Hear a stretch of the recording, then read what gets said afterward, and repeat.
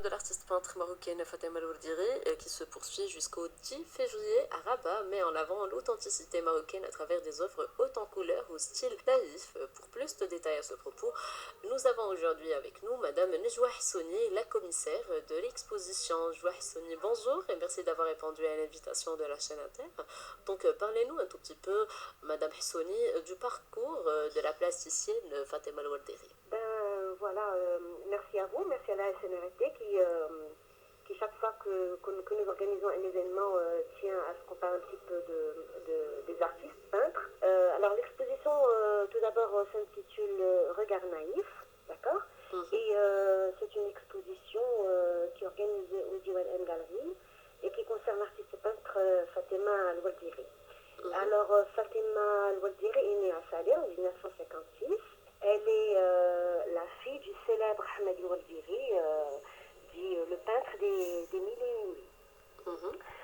Fatima aime dire qu'elle est née dans un atelier puisque très tôt elle est plongée dans l'univers de la création.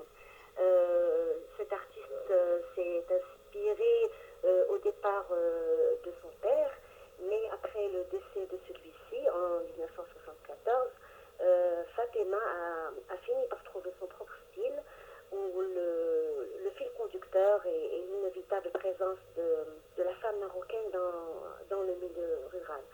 Pour revenir à votre question concernant le parcours de la plasticienne Fatima El Wardiri, je dirais que c'est une histoire d'amour avec la peinture qui dure depuis 45 ans. Fatima El Wardiri fait de multiples expositions tant au Maroc qu'à l'étranger depuis les années 70. Ses œuvres sont dans de nombreuses collections publiques et privées.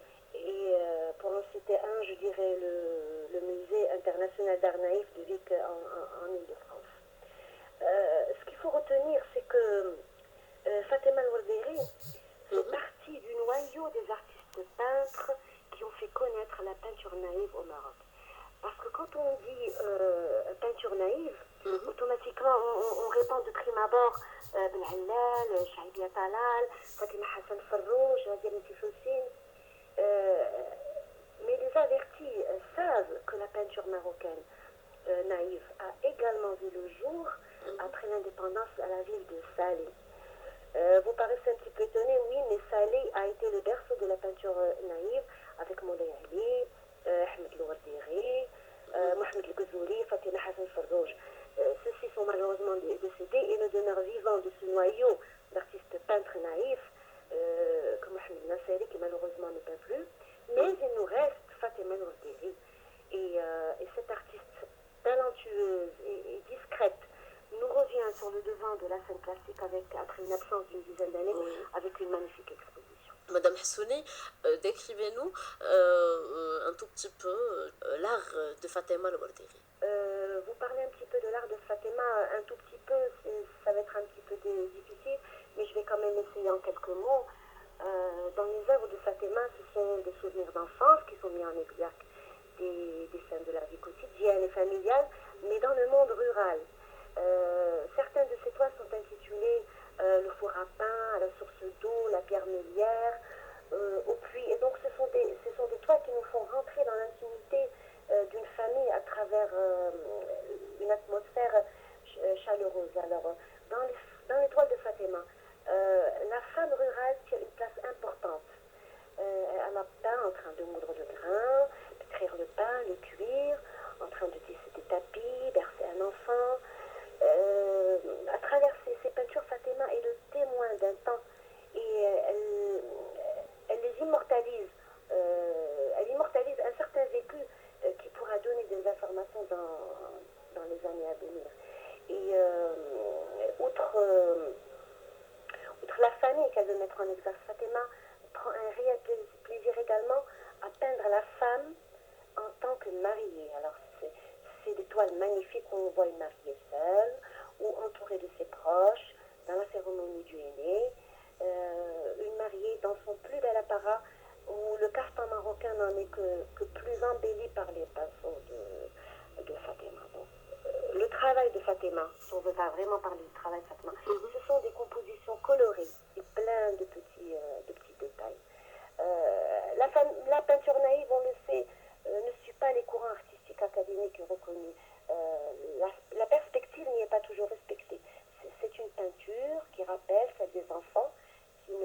pas aux règles de la peinture réaliste pour représenter les personnages, les objets, les paysages. Et le travail de Fatima, c'est de la peinture naïve. Ce sont des thèmes simples, d'inspiration populaire.